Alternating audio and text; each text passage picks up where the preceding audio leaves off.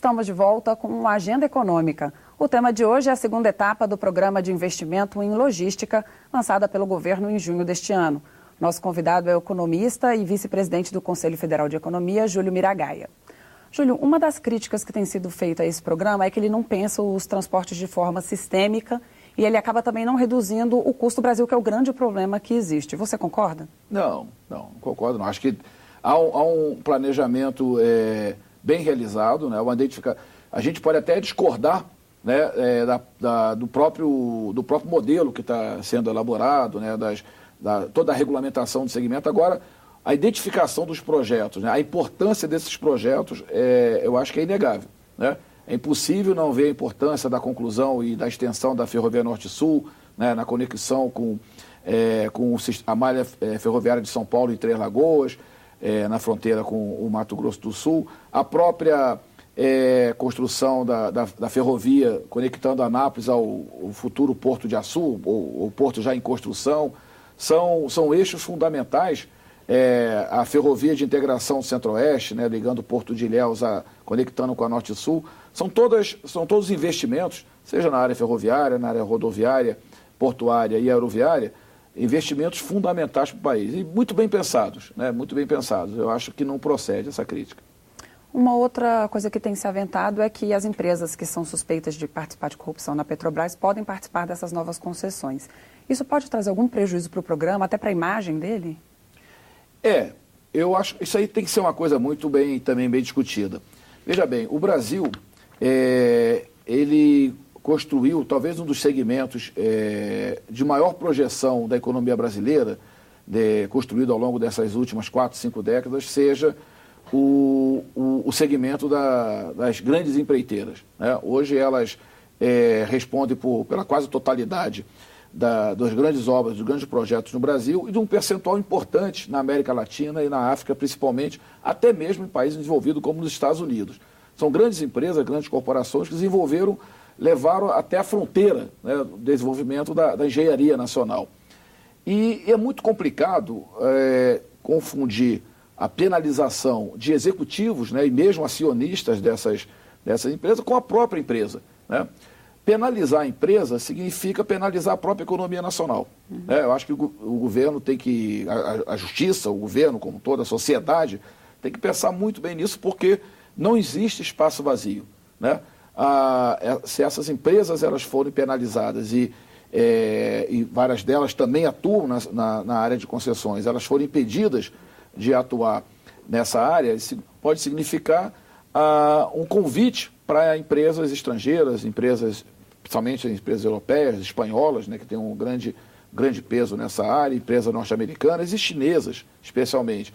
E um mercado que é importante, né, não só o mercado interno, mas o mercado internacional que essas empresas atuam, pode ser perdido, né? Então isso é uma questão que tem que ser muito bem discutida e separar acionistas e executivos das próprias empresas, até porque envolve centenas de milhares de trabalhadores e mesmo, né, a questão da engenharia nacional que está em questão. E também tem o fato de que elas ainda não foram condenadas, né? Elas ainda estão sob análise, então talvez poderia ser um julgamento precipitado, precoce. A gente conversou com alguns senadores sobre o programa de investimento em logística. Acompanhe. O anúncio é importante e nós estamos torcendo. Não fazemos propaganda do caos e nem do pessimismo exacerbado. Nós estamos torcendo muito que dessa vez aconteça. Se acontecer, mesmo que não seja suficiente, para nós já é o bastante, porque hoje, para os produtos de Mato Grosso serem exportados, eles já estão quase ficando devendo na tabela, vamos dizer assim. Não está sendo competitivo produzir no norte de Mato Grosso, devido à falta de infraestrutura. Sem dúvida nenhuma, esse é um caminho importante para ativar a atividade econômica. É muito importante que a gente possa fazer rapidamente esse programa de concessões. Agora, para fazer o programa de concessões, é preciso o governo fazer algumas ações complementares, como, por exemplo, fazer também uma programação de licenciamento ambiental expresso, porque hoje o licenciamento ambiental é um entrave grande a qualquer tipo de investimento no Brasil, inclusive as concessões. Júlio, pensando nesse que é o foco principal do programa, que é aumentar os investimentos para reanimar a economia, o Legislativo pode, de alguma maneira, contribuir para esse que é o objetivo principal do PIL? Pode. Eu acho que esse momento, né, que que o país vive, a gente tem visto muito conflito entre o executivo e o legislativo, né? Isso não contribui nada, né? O governo tem um esforço fiscal muito grande a ser feito, né? Pior vai ser a situação se o legislativo não se acertar com o executivo em relação a todo esse conjunto de medidas. Então, em relação também a esse programa, é fundamental que haja uma interação entre, né, os dois poderes, executivo e legislativo, para que tudo aquilo que efetivamente dependa do legislativo, para que esse programa possa avançar, efetivamente, né, o país possa contar com o legislativo. Com relação à participação do BNDES, ele continua com uma fatia alta de participação. Para algumas pessoas isso é um problema, inibiria a participação do setor privado, mas sem essa entrada do BNDES, esses projetos deslancham? Não deslancham. Essa também é uma questão muito importante de ser discutida. Houve uma pequena, anteriormente a possibilidade era de uma participação ainda maior do BNDES nesses financiamentos. E por que as concessionárias, os pretendentes, cobram essa participação do BNDES? Porque ele fornece um crédito subsidiado. É um crédito mais barato do que se for captado, né, no mercado privado, no mercado financeiro. Mas também tem um problema. O Brasil, eu diria que um dos problemas de ordem fiscal que o governo enfrenta atualmente foi o excessivo uso do BNDES como mecanismo de financiamento, né, dos grandes projetos. Significou que o governo deslocou alguns bilhões de reais, dezenas de bilhões de reais, do Tesouro para o BNDES, né? E isso concorreu para gerar um rombo fiscal que o país inteiro agora está tendo que, de alguma forma, enfrentar. Então, está correto, né, o governo reduzir um pouco esse repasse de recursos do BNDES e fazer com que os interessados busquem uma complementação maior no mercado financeiro. Agora, evidentemente, que se elevar muito essa necessidade de busca de recursos no mercado financeiro, reduz a atratividade dos projetos, né? Então, o governo fica ali entre a cruz e a caldeirinha, né? Se ele coloca um percentual também pequeno de recurso ao BNDES, isso pode também afugentar parte dos interessados. Júlio, do jeito que o programa está, ele está atrativo para o mercado? A taxa de retorno está suficiente? Os empresários estão dispostos a investir ou eles querem mais garantias? Melhorou muito em relação àquela primeira fase, né? A taxa de retorno, expectativa, né, de taxa de retorno é muito maior do que tinha sido colocado anteriormente. Isso acontece também porque os próprios interessados, as concessionárias, elas percebem que o governo está numa situação muito difícil. O governo hoje, numa situação de crise fiscal, não tem recursos para investir. Teve uma grande queda nos investimentos do PAC, o próprio Minha Casa Minha Vida também perdeu recursos, outros programas importantes do governo, como o FIES também, porque acontece, e tudo isso acontece em função da escassez de recursos do governo para investimento. Você falava que gira em torno de 18%, mais ou menos, do PIB a nossa taxa. A taxa de investimento, a expectativa é em torno desse ano fechar em 18%, quando o necessário aí seria alguma coisa entre 22% e 25%. Está muito aquém, né, a nossa taxa de investimento do que o país precisa.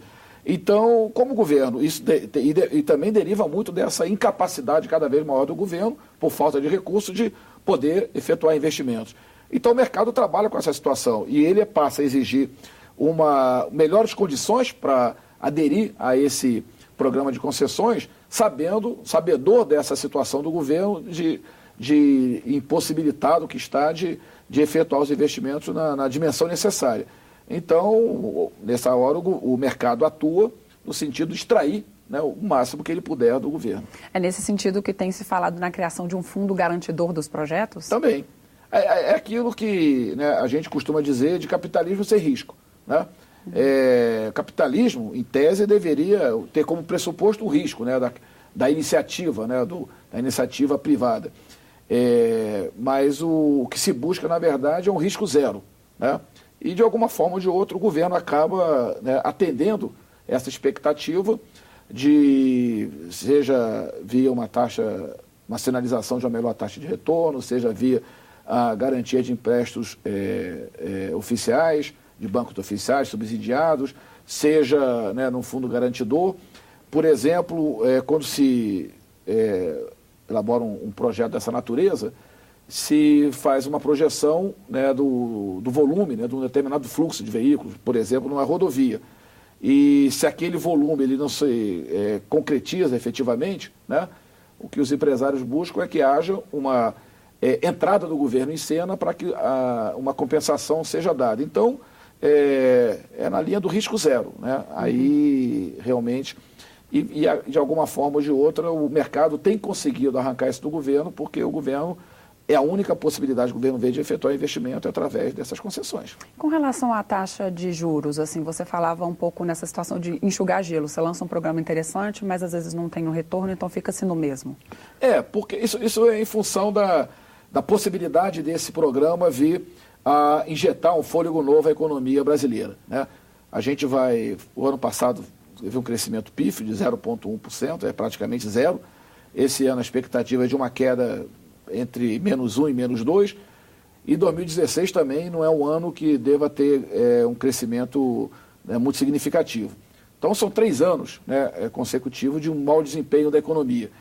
E aí há uma aposta muito grande, né, do governo nesse programa, entendendo que ele possa vir alavancar, né, a economia. Evidentemente que ele vai dar uma contribuição. Na medida que ele sair do papel, isso vai ajudar o desempenho econômico. O problema é que a gente está preso numa armadilha, que é a taxa de juros, né? Estimula de um lado, mas desestimula de outro.